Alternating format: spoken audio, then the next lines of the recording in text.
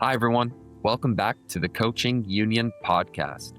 Today, we have a very special guest. We're joined by Andrew Gaskin, a coach, aspiring scout, lifelong student of the game, and manager for my Long Beach Legends collegiate summer team this past season. Andrew's journey through playing, coaching, and scout school has shaped a unique and powerful perspective on player development that I experienced firsthand while watching him manage the Legends this summer. And in this episode, he shares it. We dig into what makes a great hitting approach, how analytics and scouting intersect, and why building relationships, not just mechanics, is at the core of good coaching. From Bay Area baseball to SoCal summer leagues and the grind of earning that next roster spot, this episode is full of practical wisdom and lived experience. Remember, if you're a coach or a player looking for one-to-one support, I offer mentoring. Just reach out at thecoachingunion@gmail.com. Now, let's dive into episode 17, A Legendary Approach with Andrew Gaskin. Andrew, welcome to the Coaching Union Hey, podcast. how you doing? Yeah, I'm good, man. How are you? Yeah, I'm excited to be here. Thank you for having me on this podcast, and excited to, talk baseball. So thank you for having me. Looking forward to it. You managed the Legends this summer, and Yes. we'll get into that a bit later. But first, tell us a little bit about yourself. Yeah, a little bit about myself from the San Francisco Bay Area, from Pittsburgh, California. I know a lot, anyone who might be listening that probably never knew that there was a Pittsburgh in California. Yeah, but there's Pittsburgh, California. It's smaller city in the Bay Area. If you're not familiar, a little familiar. It's next to Concord, Antioch, Brentwood area. So yeah, no, from Pittsburgh, California, out of high school, went to Grand Canyon University, tried to walk on, didn't necessarily work out, and then decided from there I'm going to go to junior college and went to Contra Costa College, played there for a year, and actually had a gap year in between. I actually went to College of the Canyons, played there in 2019, um, and then got went to College of the Canyons, then went to University of Antelope Valley. That happened to be both COVID years. Um, and then I went to Clark Atlanta University to finish out my baseball career. And then thereafter became a graduate assistant coach at Clark Atlanta, played semi-professionally with Black Sox Professional Baseball.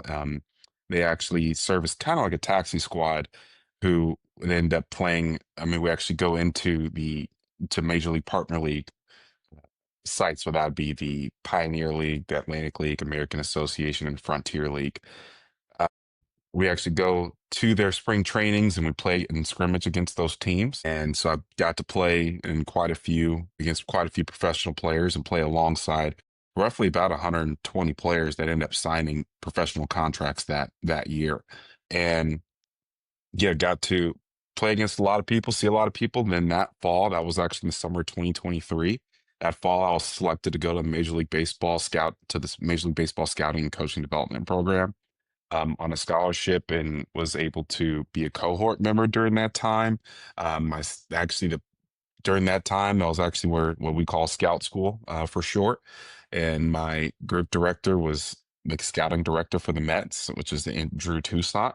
And that that following school year, he was the hitting coach, unofficial hitting coach, even though I was a grad assistant, so a smaller budget program at Clark Atlanta University. And then I was selected again then to go to the scholarship recipient for Major League Baseball Saber Analytics Conference. So that was a pretty cool experience. Got to meet a lot of people, and then thereafter became a assistant coach with Victory Baseball team, and then most recently the Long Beach Legends as the head coach.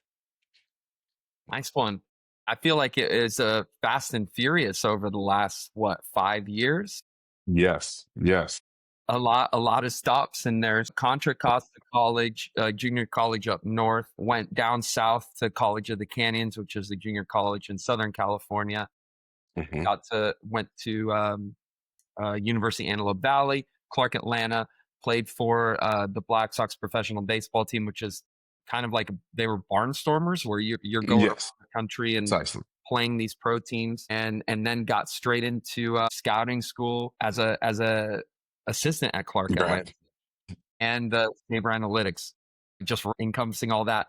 Yeah. During the time at Clark Atlanta, sorry, did you serve as the head coach there for a little while as Yes, I well? forgot to. I was going to say that too. I did serve as the interim head coach in April 2024 through May 2024 for that last month and some change of the season. So, yes, I was the head coach there.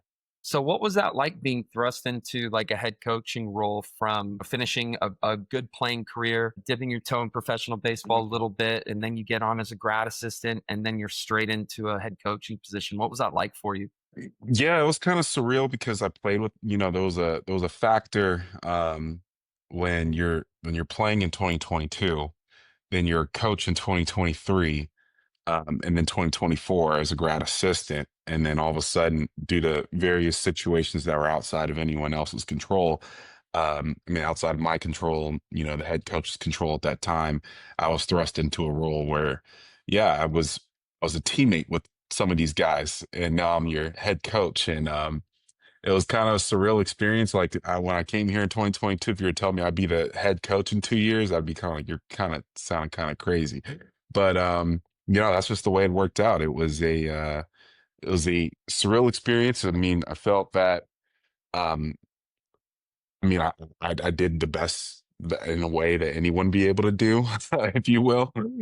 So just kind of be thrust into the world. I felt I was ready for the moment. It's just a matter. I don't think the players necessarily were 100% ready for that entire, experience of like, hey, I'm still your head coach, and at the same time, I put my foot down. At a lot of time, I kind of groomed them up to that point, but at the same time, it was an amazing experience overall.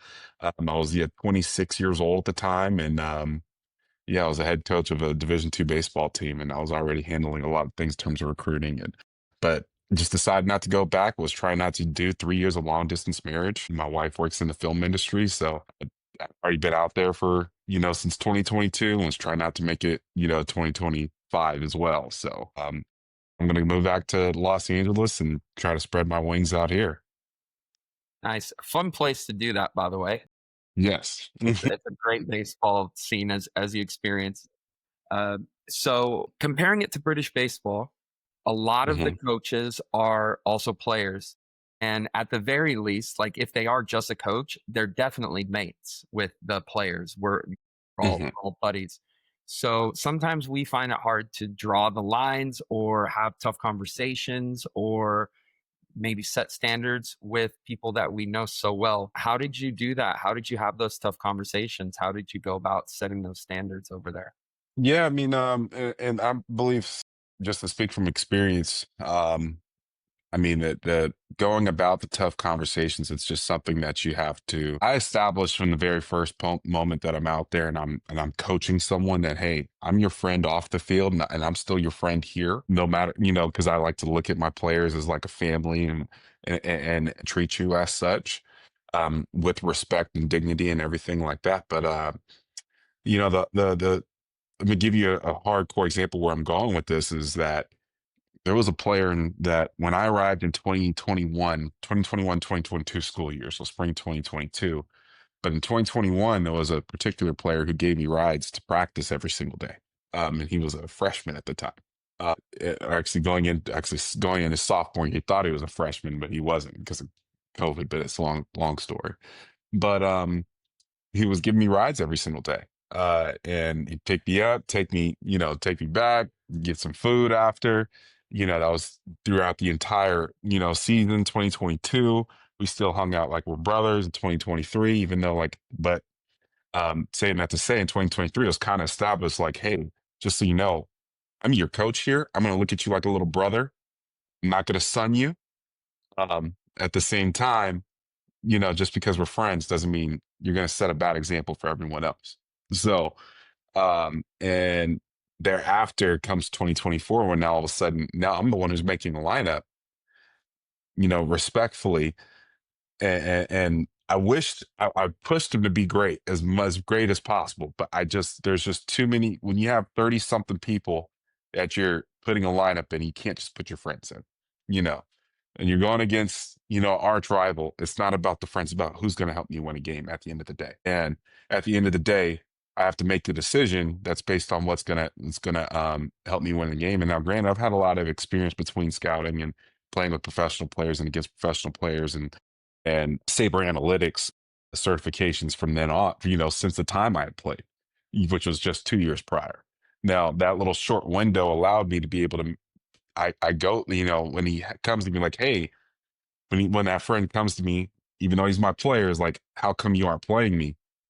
Well, here's the harsh reality, and I've hopefully he's able to receive that. Yes, I'm your friend, but at the same time, when you have a 28% strikeout rate mixed with you're supposed to be a fast guy, but you have a 50% fly ball rate on top of the 28% strikeout rate.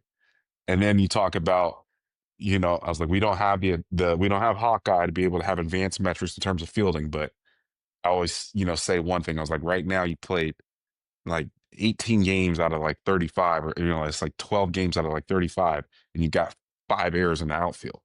Kyle Schwarber, I know everyone that might be listening to this or watching this believes that Kyle Schwarber, Marcell Ozuna are some of the best defensive outfielders in the league. I'm being sarcastic, of course, but I'm gonna say. um, 1 error every 37 games is their average in the outfield. You know, so when you have and you outfield errors are so crucial, they almost always end up in runs. You know, and if you're giving up runs and you're not producing the runs, as a coach, I have to be like, I can't play you. And this is just the harsh reality. When you throw kind of like the full book of everything that I'm encompassing, then that's where the understanding comes and the trust comes that, it's kind of on the players to, in the first place, to try to, correct those things that I'm saying. And I don't necessarily go off of, I can go off of eye tests, but I like to cross reference myself, even with scouting, with the numbers itself, because the numbers will never lie. Your eye might tell you something. One person might see something. I might see something. You might see something different when we're all looking at the same picture. But one thing that's always going to be the same thing is always going to be some numbers, and when you're able to take those numbers and make it a little bit strong, try to analyze and read them a certain way. That's just how I come up with a lot of my decisions. And even though not sure if everyone who's listening to this has access to any sort of advanced metrics or any numbers like that, but that was just kind of like a thing that I kind of throw at them. Like, yes, I'm your friend, but this is what I'm looking at. I can't put you in right now. So using as much objective data as possible to Yes, take the subjectivity out of those hard conversations, which, precisely. yeah, if you know the person, I mean, it sounds like, that was one of your boys, right? Like, Yeah, I'm sending him Instagram reels every day to this day still. You know, um, and we have all those great times. But at that time, yes, I was his head coach, and I just couldn't play him. So, make it as objective as possible. mhm, So going on to your MLB, the scout school and the Saber Analytics certifications and conference and the experience there. mhm, How did that? Well, I mean, break down for us how and what those are, and how did it mhm. make you more look through things like more objectively and through that analytics. Yes, definitely. Yeah, I can touch on both of those. Well, first I'll start with the scout school. That's the one really that's where my heart is for the most Okay, part. so we'll break it down for Yeah, us. so I'll definitely break that part down. But at the scout school, I went in as a player, player mindset on how can I necessarily win games. And then obviously I went in with a pitching, I'm a hitter first, but I know what makes me miss something as a hitter. And then on the flip side, pitched a little bit, and I knew exactly how hitters operate. So I didn't throw hard. I just threw strikes. It was like 82 miles an hour, but I got a lot of guys out just by pitching the hitters' weaknesses, just from what I know on the hitting side, and then also realizing what pitchers might be trying to do to me, and I'm able to try to read hitters. So saying that to say, I took a lot of the pitching, what pitchers are trying to do to hitters, and what hitters are trying to do to pitchers, and with the complete mindset, go into scout school and say, this is like a God's eye view, eagle eye view, you know, of everything.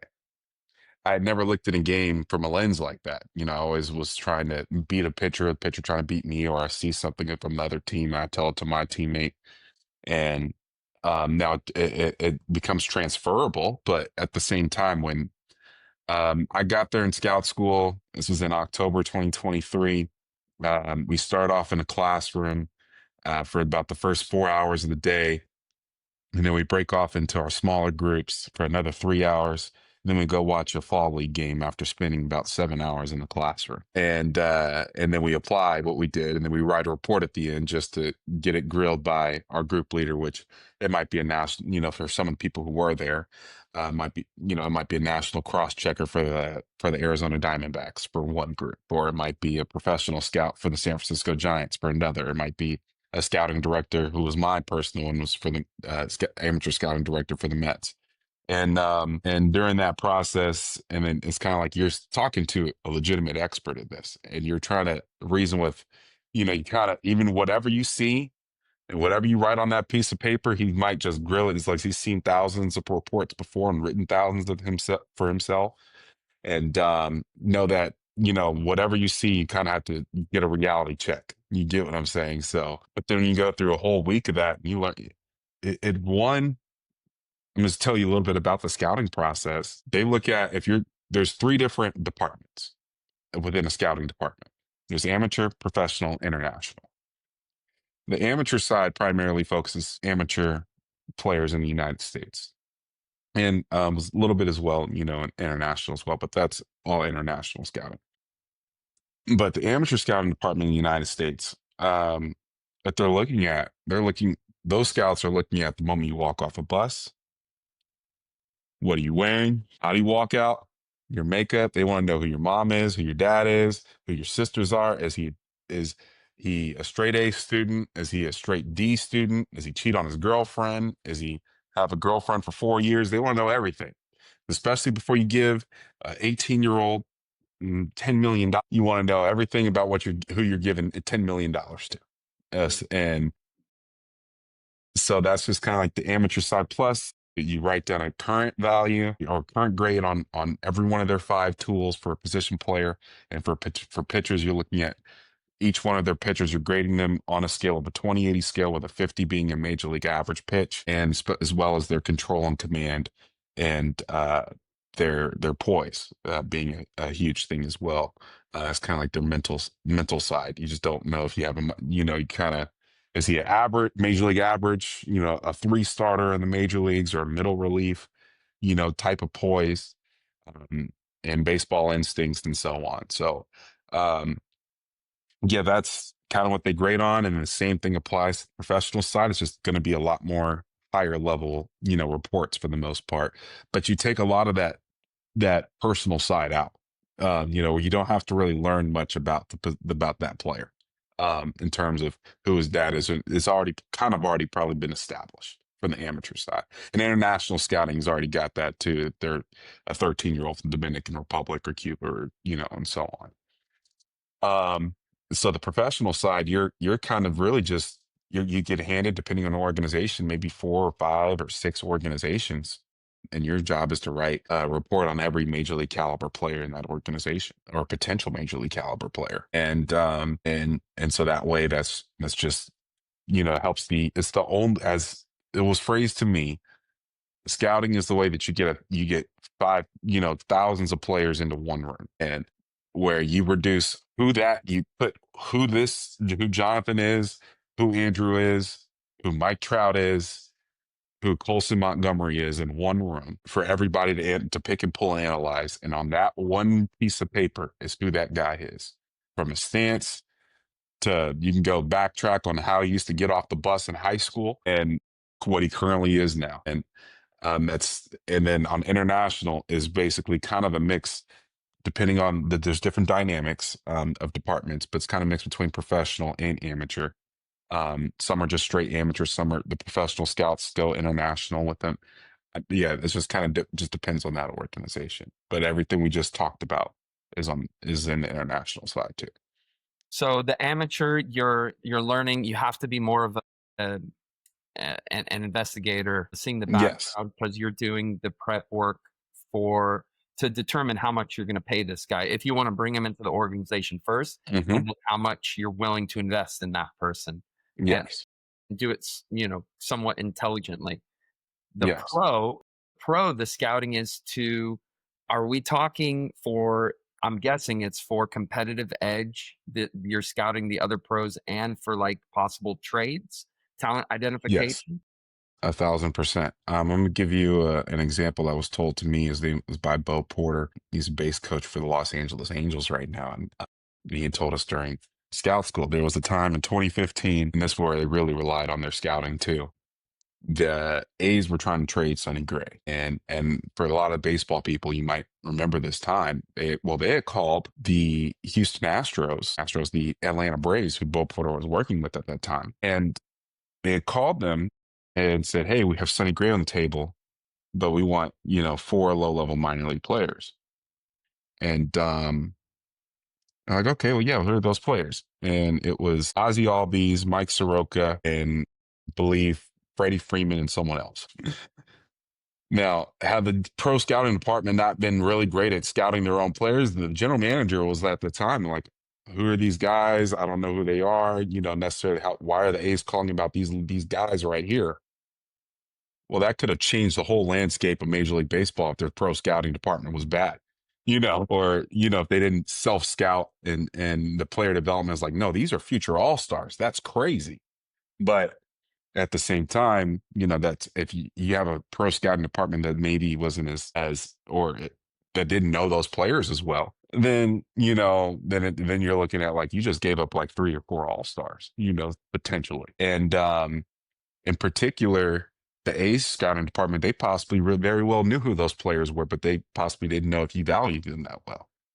And so that's where it kind of comes into play. And there's some players that might be, you can when you use analytics, this is where it kind of comes into. Um, believe the Houston Astros eliminated their entire professional scouting department, and it sounds crazy. They eliminated, but in favor of an analytics focus, and so they just pay people to analyze all the data that comes in from a game, from TrackMan, Hawkeye, and Bat Synergy, anything that they might be using, and they that's kind of taken over their entire professional scouting, where analytics comes in, and they're doing everything from talent identification to player evaluation based off of numbers and the advanced metrics that come out of games, and they compare them to who they have. Where do you think, how do you feel about that? Because you did mention that those analytics and the objective data helps you as a Hmm. coach. But also, I feel like scouting a lot of the time there is some objective data in there. You got velo, you got the stuff that you Hmm. can capture in the games, but a lot of it is subjective. Yes. Am I off there? Like you're asking a professional, a very experienced person with a very developed eye to go and get their subjective opinion for Yes. the most part. Is that kind of what scouting is? The scouting is, yes, you're paying somebody potentially $200,000 for the scouting director based off of how good their eyes are at seeing Right. baseball players. So how good of a subjective opinion they can get. So the Astros have eliminated all that and they're going straight objective data, straight analytics. Well, yeah, the Astros have eliminated the subjective opinion from that. How do you feel about, is there a balance there? What do you see in scouting? Like, is that subjective? Is that going to be a trend moving forward, or is there value in that subjectivity? It depends on the organization. Some organizations value the professional scouts more than others. I believe from people I spoke with, the LA Dodgers, they value their professional scouts a lot, and I can't speak to every organization, but I know there are quite a few organizations that value that. And there's quite a few that value analytics more than the scouting sense. I do, me myself personally, I believe there are people, you can find diamonds in the rough, just by looking at someone, that analytics might not say, something. And there was a particular player that was also, this talk about scouting. There was what people's eyes might see. There was a Tennessee player I mean, it was a high school player, he's about 5'8", 145. I was a sophomore, and he was a second baseman outfielder. And when you hear that, you're like, you know, it's like an average high school player Dime a possibly, but dozen. They're dime a dozen. yeah, yeah, but you would think that's, you know, and when you see him, he's probably barely getting it to the fence. But there's like 15 scouts out there to watch this 5'8", 145-pound player. You know what I mean? And you're kind of like, well, what's so special about this guy? Well, scouts have this thing where we always listen for the sound. And if you, any baseball player knows the sound, how consistently is he generating the sound? And particularly what I talk about it in when I bring it my scouting sense into what I'm teaching players on the hitting side, consistent hard contact is the number one thing you should be shooting for. Just square the ball up. It's not about if you lift it. It's not about if you hit it on the ground. It's if you squared it up. Because there was and there's a particular player, and I'm going to go and finish the story. He's 5'8", 145, and he's consistently generating the sound. He wasn't hitting it as far, but you just see bat to ball squaring up, and it's just constantly happening. I mean, happening. And long story short, that player was Mookie Betts. Mm. And why are all those scouts out there for that 5'8", 145-pound sophomore? Well, it's because he's consistently generating the sound. Now, when you first glance, you might be like, oh, it's a whatever guy, 5'8", 145, second baseman, plays outfield, probably keep him at second base, because he's just so short. You know, you want your corner outfielders in particular to be built like tree trunks. So, that's just how the scouting lens is. But no, there was this particular player. It's all about productive power and really consistently, making contact with the ball. And the thing that we talked about in scout school as well is when I can just go on the 20/80 scale.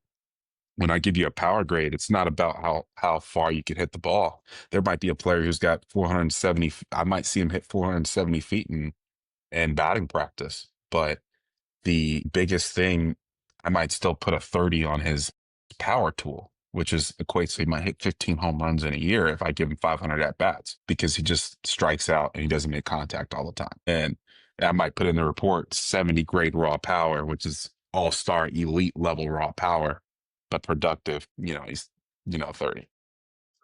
You're not talking about like potential or what's in the tank. You're talking about what you see in the games, what's applied. So he might have 550-foot bombs in him and Hmm. 110-mile-per-hour exit velocity, and it's in that athlete, but you're grading him very low on the power scale because that potential does not transfer to the game. Precisely. Right. Okay, that's good And stuff. that's So you get that off of your eyes. Now, granted, analytics will see that, you know, his exit velos are high, but he's got Joey Gallo strikeout rate, So, it's only so much that can that you can do with a guy who's got literally Hall of Fame level raw power, but just can't put a barrel on a ball yeah. Oh, and in a game. it could be missed on the flip side as well. The analytics might not show. There might be some guy with Precisely. Hall of Fame level raw power that the analytics don't see and Yeah. don't pick up on that hasn't been Yeah. tapped into yet. So yeah, it Yeah. works with both sides. How did the Sabre conference? So I mean, it sounds like a well-rounded experience going to scout school and learning the system and the framework to be able to scout. And Hmm. then you went to this Sabre Analytics conference, and you're Hmm. certified. Are you Yeah, certified? so I do have a level one certification. Now, part of it with the Sabre Analytics, I mean, this really comes down to honestly coding. It comes down to spreadsheets. It comes down to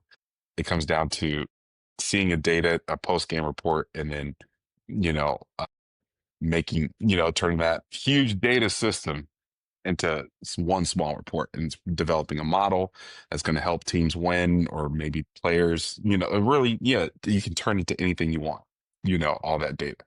So it could be game strategy, it can be player acquisition, player evaluation, so on. It could be anything that you might get.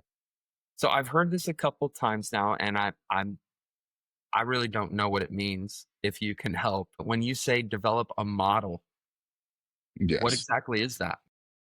I'm not good at developing models, so I won't say that. I won't say, but it is Yeah, you don't have to break something that, it down. Just yeah, what, yeah. I'm like, not going to break it down. I'm not yeah, 100% with that. So, but developing a model, basically, there was some, I know from someone I spoke with, they had developed a model that identified like best two strike power hitters or something like that. You know what I mean? They input a code into the data, and they come out with this. You know, just like that. Or they develop a model that shows who consistently who has the worst, like who basically had the least, probably who had the most strikes stolen from them at the bottom of the zone.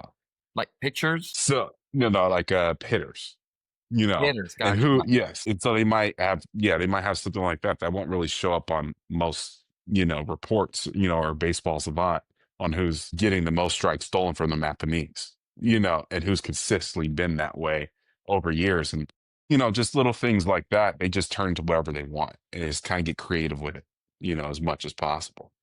So, So they'll think of something that happens in the game, or probably a problem that yes. exists, whether it's, I don't like, if they're giving up a lot of runs in the, or they need to score, they're not scoring in the sixth, seventh, eighth. They can create a model that identifies the best hitters in the sixth, seventh, and eighth innings, and then make informed decisions on player personnel based on that.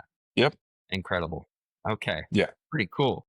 Yeah, anything and everything that's what they get paid to do, is think of crazy things and put it into really R, Python, and SQL, Okay. and they build out something there, and they like, this could possibly help us win. That's awesome, man. Wow. Yeah, Maybe I need to learn how to code.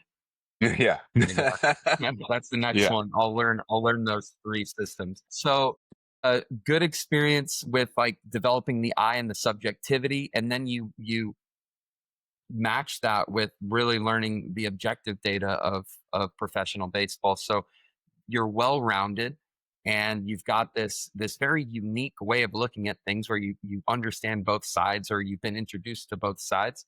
Yes, Then you knock on the door and end up coaching the legends. Well, thankfully, you, yes, you knocked on the door and said you were interested in coaching a yeah, team for the summer. yes. You played for the legends in 2021, I 2020 believe. did.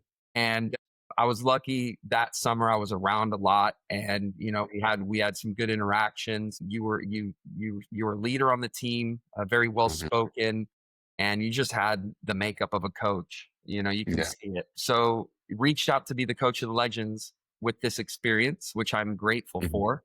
How did you Yeah, apply it to coaching? How breaking down the legends, I guess, breaking down, and you can get into your time with Victory as well in yeah, 2024. But how yeah. do you take this experience and apply it as a coach on the baseball field in the dugout? Yeah, so first and foremost, I mean, granted, I mean, I touched earlier about how many colleges I had been to, and with Grand, trying to walk on a Grand Canyon, then Contra Costa College, then College of the Canyons, University of Antelope Valley, Clark Atlanta, and then in the process trying to reach out to however many coaches, different recruiting visits, and so on. You kind of, in being around other teams, you see different dynamics of coaches, what one program might value. You see, which ones win and which ones don't, and you know, there's a whole lot of things that go into, however many coaches there are. There's just so many personalities. And ultimately, I had found that the best approach that worked with me and worked with team success overall is one where you build a family like environment and a cohesive unit. It's not a dictatorship. You're all on a team. The coach is the leader, is the leader of the team, and he's the leader of, well, the coaching staff as is. Um, so one, truly showing that you care about each and one of these players that are on your team. Um, and then after that, really, I led by example as a player. I prided myself on being the player that you had to pry off a baseball field. No, I could not get enough of being on a baseball field at all. So prying trying to teach and let everyone know what type of hard work goes into being not only just the best on your team, but from a person who was on a barnstorming team. And yes, I might be a well loved player on this team, but the next level up, I'm the last person on the play. I'm the last person. I'm the last person on that roster. And if I do well on that team, the next level up, I'm the last person on that roster. The single A guy going to the double A team is the last person on the roster for that short time. But saying that to say he might be well on the double A team, but he's the last on the triple A if he goes there right now. And so you're always supposed to have a last man on the roster mentality. And that's one of the things that I started off with is that, and I really learned it with Black Sox professional baseball. I'm trying to play against the Quebec Capitalists to get on their roster. I'm starting in this game for the Black Sox, but I'm trying to get on the Quebec Capitalists roster. Yeah, that's the way I learned late in my career that I wish I would have learned at the beginning is to carry every single day, every single time that you're out there, as if you're not playing for the current spot, you're playing for the next spot. And that's how it should always be. And so that's just how I started off the season with the guys is that, I care about every one of you guys. I want you guys to get to the next level, but this is how it is. If you're not falling in line with trying to be the best version of yourself, then I have to be the guy like, hey, I see this in you. Hustle out. Don't walk out there. You know, if you think that and this is like if you think a double A guy is going to come to the Yankees for one day and is going to walk out to center field, you're sadly mistaken. You might see Jazz Chisholm walk out to second base because it doesn't matter. He's getting paid a couple $1 million on Monday, and the next week after he's got another million coming in, or 2 weeks after he's gonna get paid no matter what, even if he walks out there or he doesn't. It's not until you get there where you can finally take your foot off the gas until you got that amount of money in your pocket and that team is paying you to be out there, and even then they still fine you on the back end for different things. You just don't know about it. They keep that stuff in house. But uh, but yeah, no, that's just how it is. And I took everything that I learned from the barnstorming tour from every coach that taught me, particularly Johnny Tucker. He's works with the major league team on the Pittsburgh Pirates. He taught me a lot when I was a player in that 2021 year. And he taught me a lot about the approach of hitting and trying to really just deke a pitcher, if you will. And I just really just took hold of everything with the hitters. And I really loved that we started off with 16 strikeouts in the first game. To in the last game we had um 2 strikeouts. You know what I mean? So you're talking, I think we had like 15 or 18 hits or something like that, and you only have 2 strikeouts. That's freaking amazing. So that's just really one loving that the guys were applying it, and the ones who were in the end were the ones who stuck throughout all the games through all the dog days of summer. So Yeah, so 16-10, I believe, overall record. uh Or yes, sorry, yeah, or 15 and 15, 10 and 1. 15, 10 and 1. Yeah. Okay, 15, 10 and 1 overall record. We started out 0 and 4, 0 and 5. 0 and 4, 0 and 4, 1 and 5. Yes. Right. Okay. So, and for anyone who has coached for me or alongside me, anyone who's coached for the Legends when I'm the GM or any of my assistant Hmm. coaches, they will all tell you that I usually don't make it very easy. And Hmm. once you get past the mess that I make and you get on your own path, then it opens up. But I didn't make it easy on you, Andrew. We didn't have much of a preseason.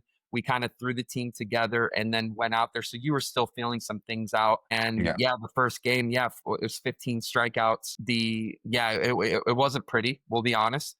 And Yeah. then after that fourth or fifth game, I mean, we were rolling as numbers will show. I'm just doing quick maths. That's It's like 8 14. runs a game on the season, and that was after the duds that we dropped in the beginning. So Yeah, yeah. That I mean, it was an incredible finish. So once you put the team together and you got it in your mind and you kind of created some relationships and you saw what they could do, you started putting them in the right positions to succeed. It took about 4 games. They say it usually takes about 10, so you cut that in half. Great work there. But the team really started to go. So what were some of the strengths in that team that you saw?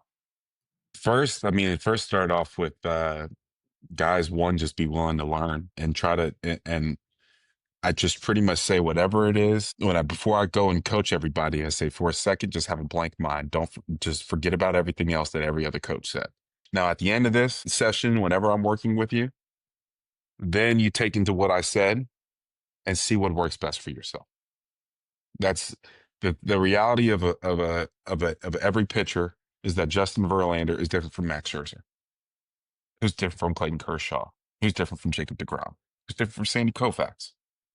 And you can say the same thing on the hitting side. Barry Bonds is different from Ichiro. Far, far different. Who's different from Ken Griffey, and who's different from the now hitters of today. But the reality is that every one of those players that I mentioned are Hall of Famers or first ballot Hall of Famers or, high end all stars, and uh, they all have different things.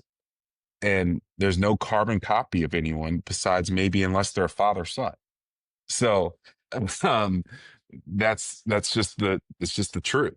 And so saying all that is that this is the approach I have whenever I'm coaching anyone is that forget everything you learned for a second.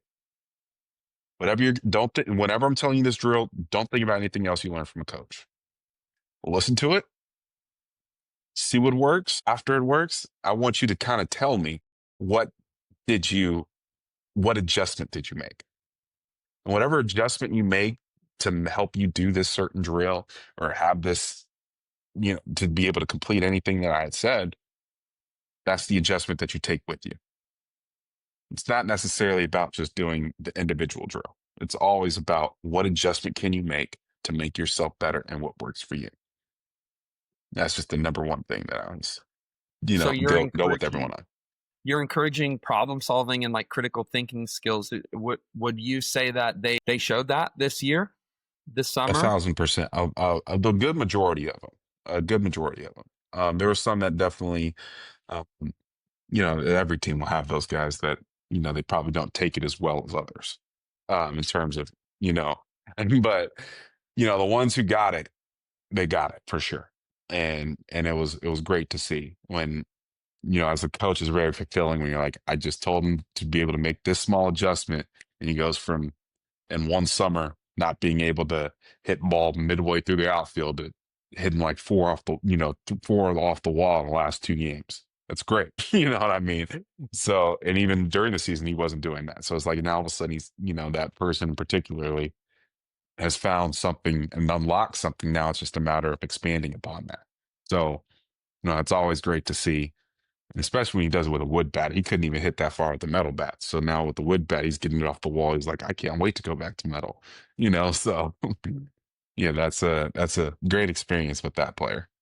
It's rewarding, and it's for those of you who don't know the Legends, the Long Beach Legends collegiate summer baseball team in Southern California. So we get guys from different colleges all over. They're all from Southern California. We're lucky we're in a very baseball rich spot. We don't have to really recruit anyone outside, but they may be anywhere between Division 1 to junior college red shirts. And we throw these guys together. We play 20 something games, 30 games, and then we send them back to their colleges. So what you're speaking of, Andrew, is a guy coming in who needs to develop a skill, and you're helping them, you're guiding them along the way and helping them become a better ball player come next fall. 1,000%. What were some success stories from the Legends that, I mean, you don't have to name names or anything, but what were some of the guys who grew the most, and where did they grow exactly? Yeah, I mean, I'm trying to think of some of the individual ones. I felt that a lot of the guys already had it. It was just kind of like unlocking, you know what Right. I mean? And I believe a lot of the players that did have it, yeah, it was just kind of a matter of unlocking or trying to coach them out of their own little rep, if you will. And just trying to think of some success stories. I mean, I wouldn't say it's necessarily a success story. There was a particular player who, when I seen him in day one batting practice, I'm like, I'm scratching my head a little bit. Like he can barely square up a baseball. He's like missing like 3 or 4 balls in batting practice or something like that. And then Everyone else is over here, maybe even the guys who hadn't swung a bat in maybe about 3 months or something like that due to injury. I'm like, you know, he's not hitting too well at all. I mean, he's going to be bottom of the lineup far, very far. I mean, granted, he still was kind of down there because the guys up front, we scored a lot of runs, but at the same time, it's like I started looking at his numbers towards the end. I'm like, dang, he's batting like 340 right now, Okay. Nice. And I'm like, there was a game particularly. It was like I'm like 4 for 5. Not many people do 4 for 5s like that all the time. And it's like it wasn't like the pitching was bad either, but he's just absolutely. It was a game. I think we had like 12 hits, and he had like it was 4 for 5, and he had 4 of them. I'm like, Nice. my goodness, guy. So yeah, no, that was a nice little fulfilling experience. To see someone at that point who definitely struggled, and I think by anyone's standards wouldn't really say that was from what I saw from that day. I'm gonna keep him nameless because as I'm talking a little bit down on how he was at the beginning, but to see work with him just a little bit here and there, and all of a sudden just continue to apply it and just swing at better pitches. What I truly harp on the most as a coach. Um, and I talk and I'll say this since this is the coaching union. I talk about the four main principles to hitting, and it's in this exact order. The approach, balance, swing mechanics are the four principles. So many times we get caught up trying to start from bottom up with swing mechanics to balance, then your timing, and then your approach. It doesn't matter if I swing like King Griffey Jr. and I swing at a curveball in the dirt. Yeah. It doesn't matter if I swing like Aaron Judge and the curveball and I'm 5 feet in front of the curveball or 4 feet behind the fastball. It doesn't matter. It doesn't matter how good your swing is if those two things aren't happening. And the biggest separator amongst a double-A player and a major league player is not their swing mechanics, and it's not their balance. And particularly with a college player, you might see really great swing mechanics. You might see really great balance. And like, this guy could be it, but he just can't stop striking out. Why does he strike out? It's not because of swing mechanics and balance. It's always because of the approach. And so the best approaches are going to be very, very detailed. And a major league approach goes into how, and when I talk about the approach, it's not only just your plan at the plate, it's how well you execute that plan. And so that and alone would help people just kind of, like I said, just unlock what you already have. Swing at better pitches. Every count that's not 2 strikes is a hitter's count. Doesn't matter if it's 1-1, they've got to come at you. Doesn't matter if it's 1, he's got to come at you. He might still be dancing around in an 0-1 count. It might be still, especially when it's 2-3, 3-1, he's really coming at you. And what the analytics say, since we talked about it earlier, 3-0 is the new 2-0 because the most hittable strikes come in 3-0 counts. So a lot of times the old, psyche of old baseball coaching, don't swing 3-0. He got out on a 3-0 pitch. That's out the window now. Yeah. In a lot of ways, Well, because why? Because he's going to throw a ball right down the middle. if Then it's a 3-1. So you might as well have 2 chances at that 3-1 pitch instead of 1. precisely, Right? yes. Why wait to get to 2 strikes Yeah. when your batting averages statistically are at the lowest with 2 strikes? Yeah. I think, and it's always a adage from the beginning of baseball time. An 0-2 count is the lowest batting average that you could possibly hit out of, and the highest batting average is a 3, 3-0 and 3-1. I And noticed that, Andrew, so I went and watched one game when I was in Southern California on holiday. I was lucky enough to catch one game that lined up, and I noticed that with the hitters that they were ready for first pitch. It was glaringly. I came back and started telling my coaches and teammates here and then I saw the Angels play the next day. I went to an Angels game, and with that lens, I started noticing like these guys are ready first pitch. They're not selling out. They're not chasing first pitch. They're not taking first pitch, but they are ready to ambush yes, something over the plate first pitch. And then I just saw 1,000%. I can't verify this stat, but I saw something today that 70% of strikeouts come from an 0-1 count. Yes. So it's like Yeah, and I wouldn't doubt that. something like that, right? It makes sense. Yeah. So if you look at it like that, like you have to be ready that first pitch and you have to have that approach. And when I watched the Legends play that day, that was the most obvious thing that I took away was that they were ready first pitch. They didn't Yes. chase and they weren't passive or they didn't, hesitate and take. They were on it. And I don't know, it seemed like I think that's a sign of a good offense and a good approach in my opinion. Yes. And I preach every time I'm out there on the field, I preach hunting a location. I was taught by Johnny Tucker that the professional way of attacking a pitcher, we get taught, and this is going to really mess with a lot of people's minds. We get taught since we're a young kid. Yes, yes, yes, no. Professional, there's really the best professional hitters are best at taking pitches. Take, swing. No, no, no, yes. I am thinking take the entire time unless it's in this box. And I'm looking for any location. I can't tell out the hand when he releases if a pitch is a curveball or changeup or a fastball. I have to tell a little bit halfway through. But what helps me if a ball is going 95, 98 miles an hour, I could tell if it's up. Yeah. I could tell if it's down. I could tell if it's outside. I could tell from the moment of release if it's inside. And so the moment I see a location, I'm on it. I'm just turning. Especially at 90, 98, 99 miles an hour. You don't even have time to think if it's a sinker or if it's a cutter. It's up. You know what I mean? Just go. The way I that can't pitchers are, I don't even think the pitchers know exactly if they have no, changeup. no. Like they're like they've got stuff going everywhere nowadays. Yeah, exactly. I don't if it's 102 mile an hour cutter, I'm not gonna decipher, oh, is it a fastball or a cutter? And I'm gonna try to no, it's up. Is that a Go. You slider know. or a sweeper?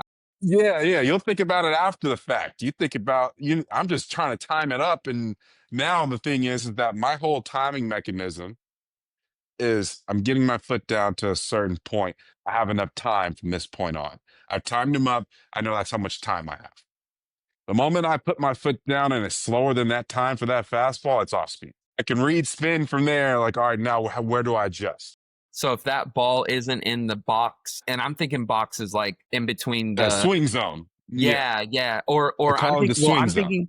I'm thinking boxes between the plate and the pitcher. So No, I'm like saying box. Yeah. So continue though. like your zone, but I'm talking about perception, like reading a Mhm. curveball, and I'm just spitballing this Yeah. right now, just based on my own experiences. If I get my foot down to time the fastball, and that pitch isn't the depth that I think it's going to be, Yes, I see what you're saying. Yes. Yep. off speed, Yep. and then your body just adjusts to it somehow, Yep. some way. Yes. As long as you're balanced, it's going to adjust. If you're Yeah, off balance, you're not going to adjust. yeah, you're going to So that's where change. the balance comes in. So you're when you think about first looking for the location, you get your time mechanism right. Now it's down at a certain point. Realize it's right on point and it's flat and it's still coming fast. You've got to turn. The moment it's the moment it's slower than that, and okay, now as long as I'm balanced, I'm able to swing from a launch position at Yeah. 100%. And the swing mechanics are come into play. Of now, it's just make sure that your swing mechanics are repeatable and things like that, and you know, not flying open, things of that nature. So then it just becomes naturally as long as I'm timing's down, balance is there, swing mechanics are repeatable. I'm swinging at a pitch in my zone. That gives me the best chance to hit the baseball. And the approach can also be seen as like the intent, almost, where that approach can affect the balance. That approach can affect the timing. If your Yes. approach is too aggressive or if your approach is off either way, either aggressive Hmm. or not aggressive enough, then that's going to affect when you get your foot down. And that's going to affect your balance, which will it'll affect your decision Swing making. mechanics and everything. Yeah, your swing mechanics and everything. So, wow, yeah, I like how you frame that, man. That's really good. I hit a bomb off a changeup, a right-handed changeup on Sunday, Hmm. Yeah. and Yeah. I couldn't tell you it was down and in, out of the hand, Yeah. and Yeah. I didn't know it was a changeup until it came off the bat, really. Yeah. Yeah. Yeah. But Yeah. I felt myself as I hit it, like I felt myself almost like, the half swings where you Yes. stay on it a little bit more, the Hmm. quarter swings. Yeah. It was almost like that, and I hit it, and I was like, "Where'd that come from? I never do that." Yeah. But Yeah. it was Yeah. just Yeah. something that, like, my intent was good, my timing was good, uh, my balance was good from the changeup, my balance was there, and it's just something that happened. I guess the swing mechanic sorted Yeah. itself out really at the Yeah. end of the day. I had Yeah. done enough work to stay on that pitch and drive it, so Yeah. just taking that, framework and applying it to my experience just on Sunday, yeah, that's really good, man. It's really good. Yeah. So yeah, no, I just can't emphasize it enough. I just teach everyone, cut the zone in half. Look for that location. Inside, outside, up or down. I personally just tell everyone just look up because the moment someone says, "Oh, I like outside pitching," and so if I throw you a low outside slider, you're gonna piece it in the right center gap every time. If I go you down and out changeup, you're gonna piece it, right center gap every time. Not really. It's not really. It's a pitcher's pitch. Yeah. Unless you're looking for it and you now, part of the whole cut the zone in half, you've got to hone in on every time you take BP, a T work, soft toss, anything like that, you have that approach the entire time. That's all I'm swinging at. I'm going to be a master at hitting that zone. So, what happens with a lot of major league hitters, it doesn't matter how fast you throw the ball, it doesn't matter what pitch it is, it doesn't matter if that pitch is in that zone, they're just so confident in hitting that pitch because they've just practiced that literally thousands upon thousands of times in the last few months, that if it's in that zone, it doesn't matter. Like they're just looking for that area. And that's what the best hitters do. You're not trying to decipher if this pitch is 98 or 92, out the hand. You're just trying to decipher, is it there? A hit. Can I hit it? And thereafter, you get to the two strike approach. That swing zone that you had, that same discipline you had for that hitter, that swing zone just now becomes a strike zone. And the mere fact I found for me personally, and it helps, this is kind of like the general approach for a lot of hitters that are really good with applying an approach. If you ever seen, a true major league take, you see a lot of coaches teach that yes, yes, yes, no, and you see a lot of kids coming to like half swinging all the way through, and they'd be like, "Oh, great take." No, the best take you ever see is Juan Soto, one who doesn't wince at it. Hmm. Yeah, that one scares the pitchers, man. It scares the pitchers. Now, what if you do that every single one after? Now, you don't have to do the dance after. It's just a mere Right. fact. He just put the dance and now it's just displaying. I took that. That Yeah. might be your best pitch. And I danced to it. And then when he gets that pitch that's up and in, he takes a hack and a half or he might have missed it. He might have, he could have fouled it off. Oh, it doesn't matter. It's the mere fact that he swung really hard at that pitch, and it could have been a cutter at 98 down and in, and it was just off the plate, and it was a ball, and he's dancing at it, and then the cutter up and in at 98, he takes you foul for a home run, or actually hits you fair. That does something to a psyche of a pitcher, of anybody. It does something to the other team. But the reality is that when I did it as a player, I wasn't as good as Juan Soto, of course. But when I did it, and say if you threw your nastiest slider low and outside, and I took it, and I actually shimmied my shoulders when I did it. This like a little adjust. It was the ball. It didn't have to be. It could be a strike or a ball. If it was a strike, do it two more times, and you got me. But the odds of you doing it two more times and dotting in that, I'm not. I'll just live with it. But if it could be a strike or a ball. Say you do it two or three times in a row, and I don't wince at it. To a pitcher, it's like he's not even wincing at that thing. Reality was, I was just looking for a pitch up. Yeah. I seen it just started low, so I'm just keyholing up. It's lower, I'm taking all the way. You're Now, seeing it. You're seeing it though. I'm seeing And it. that and I when probably you thought that pitch was disgusting, but I just yeah, looked for a pitch up. And the fact that it was up, it wasn't up. I just laid off and I just drilled myself from batting practice and so on. And maybe you threw a slider and it was like belt tie inside, try to front door me, and I hit it down the left field line. It could be a foul or just the mere fact I took an A swing is what I call it.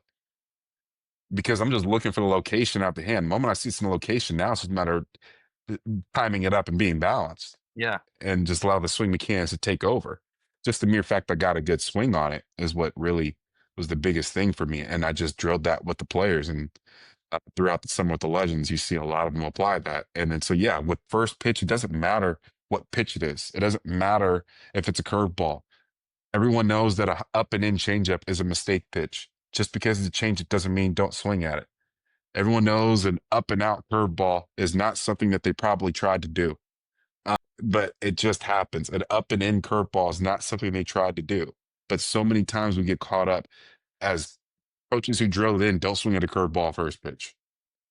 Or I might not be good at hitting a curveball. No, you're actually probably really good at hitting a curveball that's at your chest. Okay. You're probably really good at hitting a changeup up there too. It's about the location. It's never about the pitch.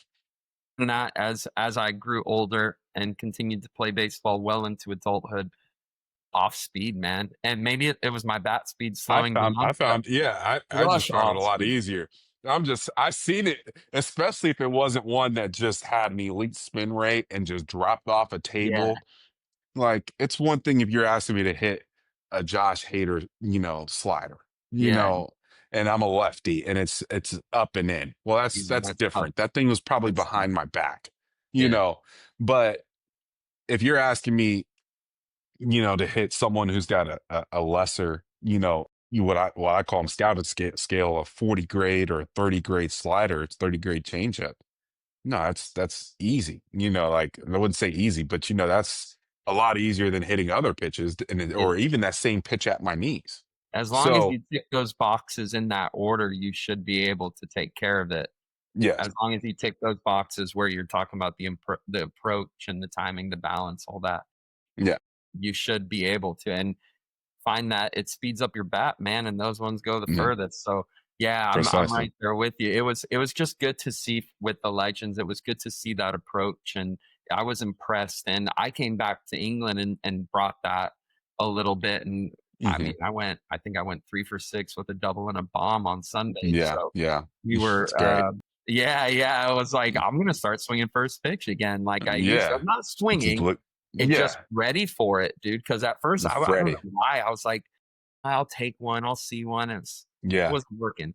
It's too So, many. It's too many times where every time you think I'm gonna take one, I'm gonna see one. You get one pitch to hit in that bat. If you take that one pitch, you're just trying to salvage at yeah, that point. That most pitchers are going to give you one pitch. If it's a really good pitcher, you just tip your cap when you get none. You know, if you go the entire day and you all got black pitches, tip the freaking cap. I can't really do much with if you're just painting the entire day. That's just going to happen. As a hitter, you might not get a pitch to hit in a day, but for the most part, there might be in a game you might get one pitch to hit at times. It might be for a really good team that you face. And it's just a matter of capitalizing on that one pitch and not taking it. But too many times we get caught up overthinking. I need to take a pitch. I need to see one. No, mm, you don't. Look for the location and go. yeah. If You it's in that see it in the location, dugout. See it when you're yeah, on. yeah, see when you're on deck. The moment as a from a scouting perspective, from another coaching perspective, from a pitcher's perspective, from a hitting coach perspective, everyone with a eagle eye lens, the moment and they're experienced at it. The moment you take a curveball down the middle first pitch, I know you don't hit curveballs well. Yeah, it's true. If it's 2-0 and I give you a curveball, you don't hit them well, you don't see them well. Guess what? Best believe two strikes. I'm giving you nothing but that. If I have a pitcher that can control it, because you can't hit it well. You just told me you don't, just by how you took it. Now, if I give you a 0 curveball and I see you take it over the left field wall, or even foul, or you take a daddy hack with it, that's a whole nother story. He hits those well. Maybe I need to give him fastballs. Thank you so much. Thank you. So maybe I need to give him changeups. Okay, well, if you threw me one up and in too, I'd probably take another hack. Maybe you need to try something different because I'm going to continue to swing really, really hard on your pitches. Or maybe I'm just better than you. Now I might just deke you. I'm just looking for a pitch up. Love that. The game within the game. Love it. Yes. Zooming out, last question about the summer. How was your experience? This is your second year coaching collegiate summer baseball in Southern California. How Talk to us about summer ball in general, what it means for the guys, what it's like, the grind, what they face. I don't know. Give the listener here in England like an idea of what collegiate summer baseball is. in Southern California, especially? Yeah, collegiate summer baseball in Southern California. It's a landscape of, like you touched on before. It could be Division 1 player, Division 2, Division 3, NAIA, junior college, sophomores, or even incoming freshmen going into junior college. There's some who just graduated high school and they're still not necessarily knowing, not necessarily where they want to play. And they kind of need the coach's help to be like, hey, call this, like add this guy at El Camino I can call. You could be on the roster there, or I feel you'd be a great fit for West LA College, another junior college down here, just for you to go out and get some experience and play for them right away. I'm saying that to say with the landscape, I mean, I guess some of the after you go through the trial of getting the players on the team, but truly, I was a person who really wanted to have a really nice culture. There's, as people in England, might know. I mean, I don't know if you know. I mean, there's some really rude people, some bad people within baseball, and on all levels, between players, the coaches, organizations, whoever it might be. And particularly the higher you go, I found that some of the biggest scumbags are in professional baseball that were players. Oh yeah, yes, and yeah, 1,000%. They're some of the biggest scumbags you can meet. But saying that to say, trying to have the one, trying to have have the right people first, and then thereafter you fill out the roster and you go out there for day one. Some players, they might not have played. You might have redshirted the past years. Some might play an entire full season in junior college. Some might be a defensive replacement at Division 1 college, or maybe everyday player Division 2. It's a wide range. You don't necessarily know what it just all depends on that particular player in that summer. Thereafter, we get started and we start playing, against other teams that are in a similar boat, with a lot of similar players than us, to us. And you take it with, you go out there into 100-degree heat sometimes on a turf field, and you just say, we're out here because we love baseball and continue to play, 30 games to get as get as much out of this as you can. Me myself personally, I was a journeyman collegiate summer player. In 2021, I played with the Legends. I also played with the Victory. I played like 55 baseball games that summer against college level players, and it was talk about some of the experience as a player. You might live I personally lived in Santa Clarita, but the Legends played a lot of games in Orange County and Anaheim. So that was about a 60-mile drive that I have. Through LA, And man. yeah, Through through it's just not any LA 60 traffic. mile. Yeah. Yeah, not just any city. You're going through downtown LA just to get out there. And that might be a 2.5-hour drive at times, respectfully. 3 hours sometimes if you're going to like a Westminster Santa Clarita at 4 o'clock. So that's not necessarily the most ideal time to drive that. But yeah, so that's some of the things that they might challenge. I know we had a player particularly who was driving to Long Beach from Northridge, and it's about a 50 something mile drive or so, about 55 miles right there. Yeah. And we also had a player who, another thing in the landscape, there's not really much baseball in Bakersfield, which is about 100 miles north of downtown LA. So we had a player come from Bakersfield every game, through the grapevine.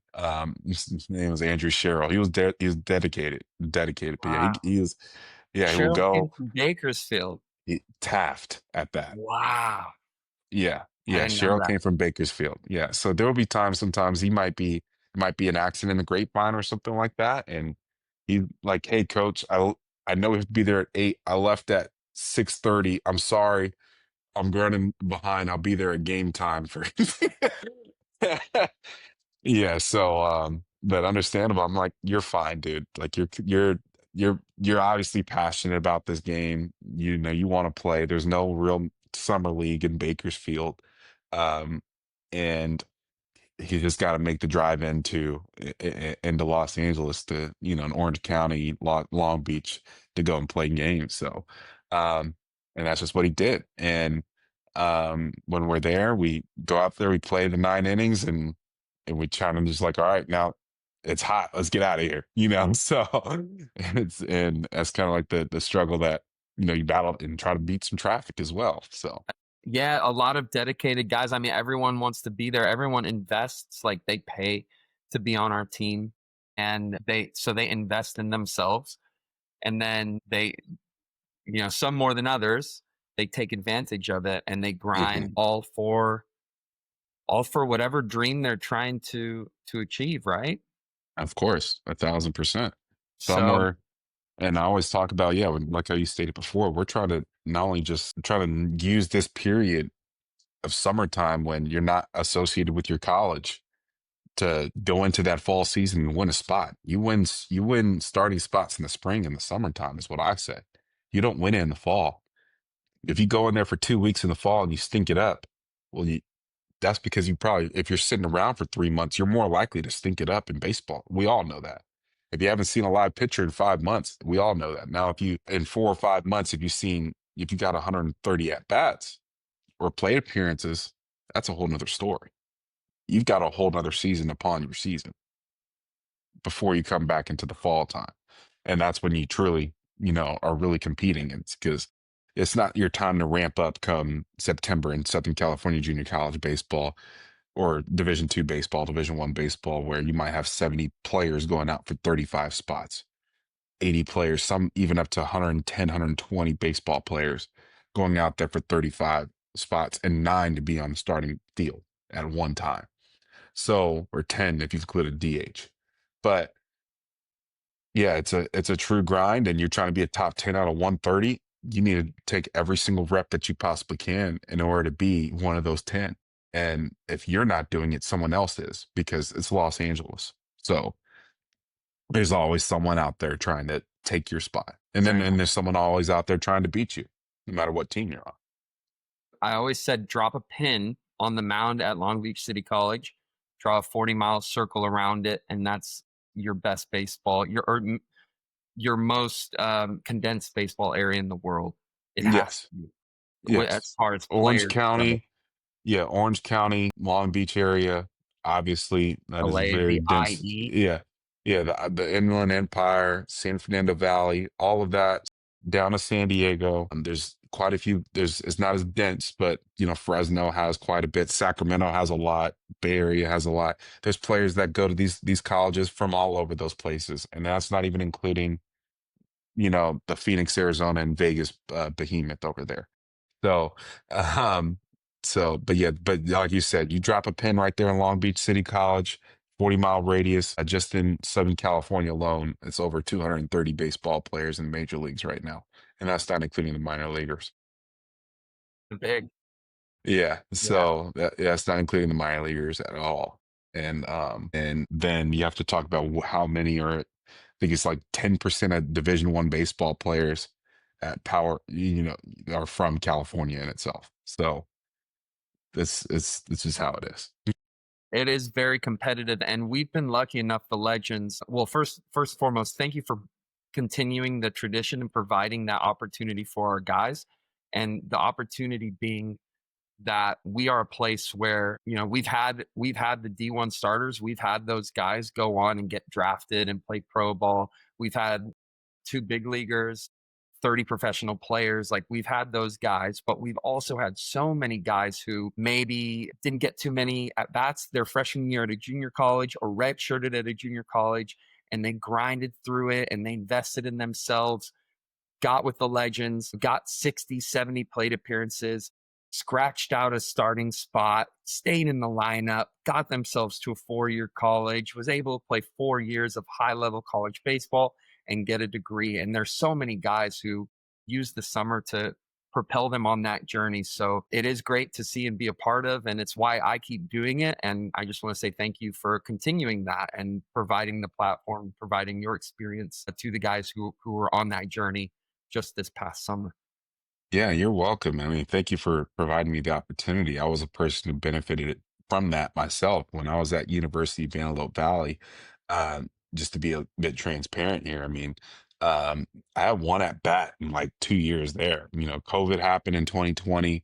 I was underneath the medical red shirt at that time, anyways, and then COVID happened. It's like, well, pretty much the same thing. And then that next year. I think we played 18 games, and wasn't even featured at all during that time, and only got him on inter squad scrimmages, and that was still far and few between because he liked to only scrimmage on Fridays and Saturdays, like a like our actual regular season. Uh, So it was like, yeah, scrimmages before the season. So I hadn't even gotten at bats in months, if you will.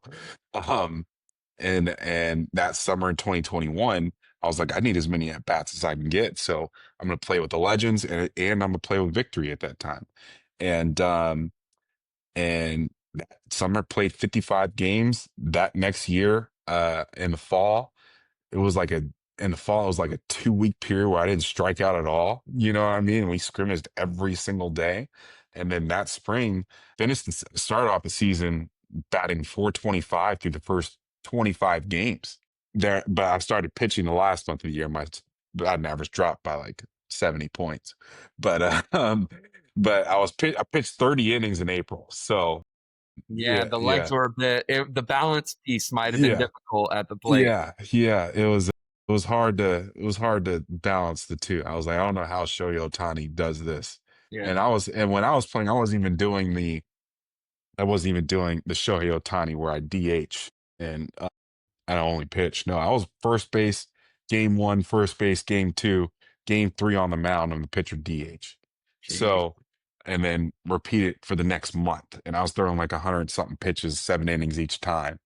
So for 4 games. So that was a bit, a lot. So, but outside of that, I mean, no, I mean, I was the person who benefited from that. So I knew exactly what summer baseball does to a baseball player. How do I offset the fact that I got one at bat in 2 years in an actual season setting, plus, whatever scrimmages happened that stats weren't kept, to then going to Division II school, being given the opportunity by, Clark Atlanta University. And all of a sudden I have a starting spot every day based off truly the grind and everything I figured out in that 55 game season over the summer, and then applying it with a metal bat. And then now I could end cap a ball for a hit instead of a broken bat. So, and just being better, overall. So, Nice. yeah, That's what it's all about, man. And you did a great job with the Legends, and we'll see what happens in the future. Obviously, would love to have you back, but I yeah, know you have your sights set on getting into the professional game. So yes, yeah, we'll see where the future takes us. But again, yeah, thanks for everything that you put in. yeah. Thank you. No, thank you. So we always finish the Coaching Union podcast with a lightning round, Andrew. And I Hmm. know we've gone over our time. Are you good Yes, for a quick lightning round? Three yes, I quick am. questions. Yeah. All right. Good stuff. First one is always a book that you recommend for every coach. Book I recommend for every coach, particularly this goes for the hitting coaches. It was a It was a Tony Gwynn autobiography, kind of, if you will. It's called The Art of Hitting. I read that thing front to back. This when I was going into that year at Clark Atlanta that I talked about, and I was like, I got tired of. I'm a guy who can I can hit the ball really hard. I want to know what the best contact hitter thought. Of all time, probably. Arguably between him and Ichiro. So. Um, I just want to know what he thought and what did he, talk about the art of hitting, and he talked a lot about his baseball journey. There's a lot of different little tidbits in there. One thing that really stuck out to me is that whenever he found himself getting in a slump, he just put it together a highlight video on how much mental that hitting is. He put up a video of all the times he's doing great and all the swings that he had, and he just condensed it into a short film, and he just from every hit he had in an entire year, every time he did something good, he just had a little clip of it. He would just watch himself for hours, you Hmm, know, doing all those great things and everything he was doing good with. And that's what kind of got him out of that little slump. that's interesting. Well, I just shared just a past episode. I was just like, it's an extra inning segment, so it's me just talking about like theory or something like that. And I read a paper, like a scientific paper experiment that they did, that pictures before throwing a bullpen, they put a GoPro on their hat, and then they Hmm. film themselves like dotting a fastball. and Yeah. then they make a video of the fastball being dotted from the first person GoPro on the helmet. And Hmm. before they throw a bullpen, they watch the first person video of them dotting a fastball, and Hmm. it increases accuracy, increases location, pitcher That's location by crazy. X amount of, yeah, and then it increases their confidence as well, and they feel like they can just throw it instead of Yeah. having to think and see it before they um, pitch. So yeah, it's funny you mentioned that because I just read a paper and did an episode on it, and I think Tim, your pitching coach for the summer, Yeah. Yeah. Tim and I have gone back and forth on this for quite, it's right up Tim's alley. This Yes. Yes. Yes. visualize. That's right up his alley. So that's awesome that Tony Gwynn said it in his book. That's really cool. Yeah, he said that in his book. And it was the second thing was how he preferred to strike out looking than swinging. So that was another thing that Yeah, what a warrior. What a I warrior. I love that. he's like I don't like getting beat. So if I ever Yeah, struck yeah, out swinging, it was yeah. because if I ever struck out swinging because the pitcher beat me. I don't like getting beat.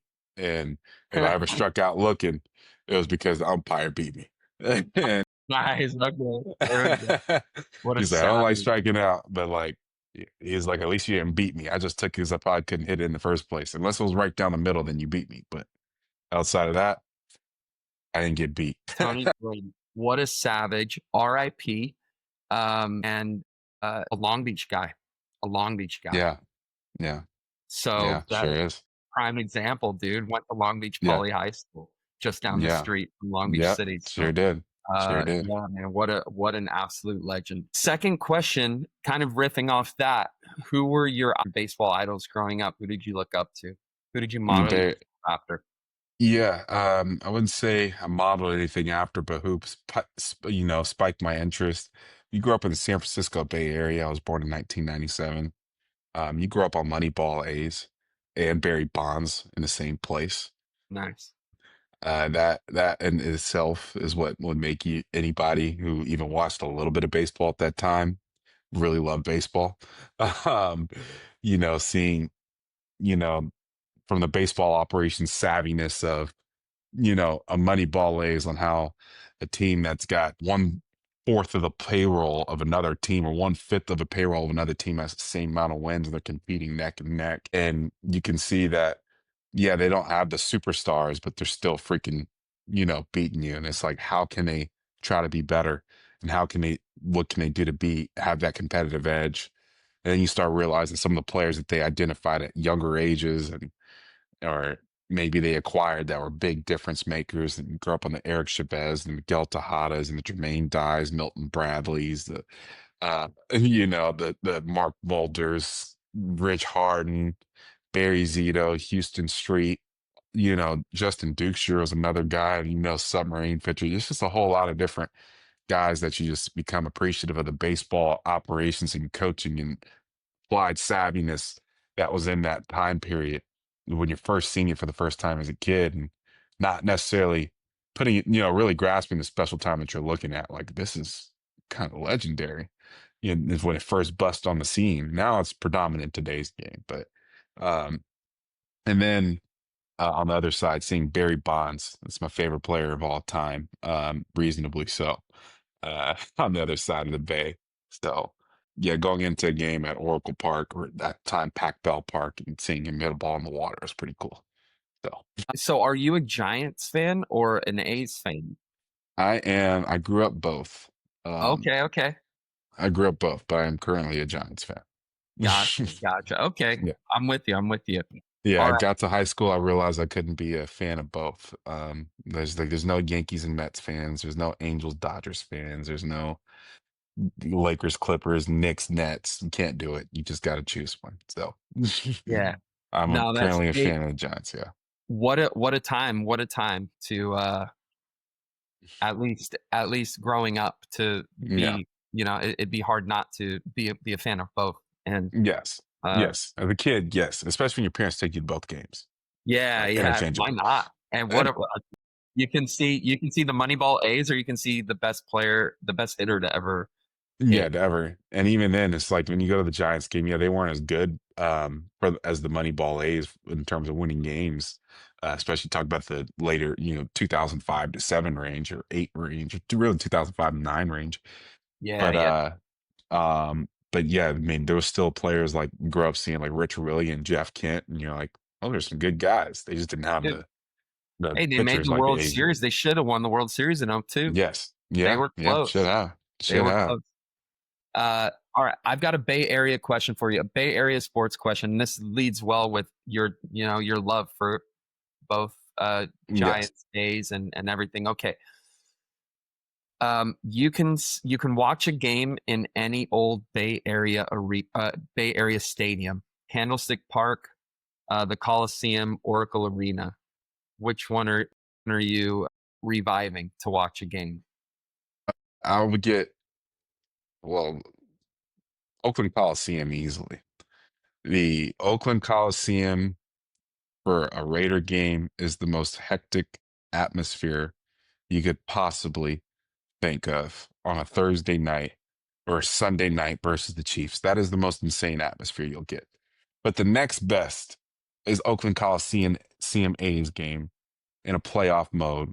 You have a sea of yellow shirts and yellow towels, and the entire stadium in 2012. I was there for the Stephen Vogt walk off when he 2013, I think. 2013 walk off on the Detroit Tigers. I was there for the game with Sonny Gray's playoff debut against prime Justin Verlander. Nice, And nice. it was a 1-0 ball game, and Stephen Vogt hit a walk off down the left field line. I mean, down the left field line. But and particularly when you have 50,000 people doing a Bernie at the same time, because Coco Crisp is literally the fan favorite, and the whole stadium is doing a Yeah. Bernie. That is the most one of the best sights you'll ever see in all baseball. And it's the old stadium that's, I wouldn't say old like Fenway Park, but it's got a feel to it that's got nostalgic. It's like it's not good, but it's like a dive bar. Us locals we call it the last dive bar baseball. It's a dive bar baseball field. It's you know that right there, and that experience is next level experience at a A's game at the Coliseum for sure. Now, Oracle Arena is also still really great. Those Warriors games, they were great, but that it's all the same energy of fans. So, this is on the record, but off the record, I was an A's fan. All my friends would quote me on it. They just tell me that I was in high school. I chose the A's because I was already a Warriors and Raiders fan. I said I might as well make it the old Coliseum complex, There you go. but I just couldn't do with seeing 3 full roster overhauls in 15 years. So Yeah. that's just unheard of. But yeah, Well, it's an unfortunate. I kind of felt bad asking that question. Really, it's an unfortunate question to ask, but I'm right there with you, man. The Coliseum. yeah, I went there once. I actually took the Legends there. We played a team in San Francisco in 18, and on the okay, way back, we went to an A's game. yeah. It it was the best. It was It was never full unless it's a playoff game it or it's against the Giants. It But was it was it was a random Thursday. There was probably about 10,000 people there. One of our guys, like they all moved behind the plate, and one of our guys caught a foul ball. The team was on the jumbotron. I still have the picture yeah, of it. Uh, yeah. it was just a good time, man. It was That's an like, amazing time. It's an yeah, it amazing was place. such a good. We were just running around the place, and it reminded me of growing up in going to Angels games when they had the multi-purpose stadium when the Rams used Yeah, to play there, and it was kind of empty, but you can kind of do whatever you wanted, and yeah, it was cool, man. yeah, So yeah, yeah, yeah, yeah, it was an unfortunate question to ask because that place was. I'll never forget that game. yeah, I'm so glad. yeah, I'm so glad. yeah, yeah. No, 100%. And granted, I mean, I don't know if I'll work for the A's eventually. Hopefully, I don't hear this, um, but like thing is I understood, City of Oakland was a common denominator and reason why those teams are gone. But particularly with the A's, that's a situation, no reason why I'm not a fan of them anymore. I just felt like personally it was just a situation where I feel the owners just priming them up to sell the team. I mean, you can't tell me after the 2016 with Frank Thomas and Eric Chavez that you need to blow it up when they still have years ahead, and that we need to trade away everybody. And then you say we're going to build for 5 years. 5 years comes by, you get the Josh Donaldson, Yoenis Cespedes A's, and you have one of the best pitching stats in terms of ERA. Just to 2014 happen, you lose to the Royals off a walk-off, who ended up going to a World Series that year. But you say we're going to build for 5 years and we're going to blow it up. And then 2018 comes around, you go a little faster. You have the Matt Olson, Matt Chapman A's, just for 2021 to come around. After dethroning the Astros in the division, you say we're going to cut down our rosters payroll. We're not going to re-sign Semien. We're not going to re-sign Hendricks. Semien sets the major league record for home runs by a second baseman with 44. And then Liam Hendricks sets 38 saves that year, and we missed playoffs by 2 games, just for the team that ended up getting the wild card. I forgot who went, but I think it was like a 91 win team that was in the freaking World Series that year. And in 2021, and then that way the owner says we're going to build for 5 years. And so and not only that, we're going to hold up the lockout because we're one of the teams that don't want a salary floor. And then you proceed to make your team, once the lockout ends, you trade away Matt Olson and Matt Chapman. And on day one, once it ends, and thereafter, like, I can't stick around for this. Do you have any socials that you want to share with us? Or Yeah, I mean, my main will be my Instagram or my Twitter. Instagram's _Gaskin. Twitter, it'd be _A Gaskin, or LinkedIn as well. If you can find me, Andrew Gaskin as well. Nice one. Andrew, all the best. Thank you so much for your time. All the best in the future. I know you're going places, dude. And again, thank you for all the time, the love, and the care that you gave to the Legends this summer. Yeah, thank you. Most definitely. Anytime. I enjoyed every bit of it. So it was a great ride, for the little short sprint. So yeah. Yeah. Maybe we'll see what happens. But yeah, all the best. Thanks, Andrew. Yeah, a good one.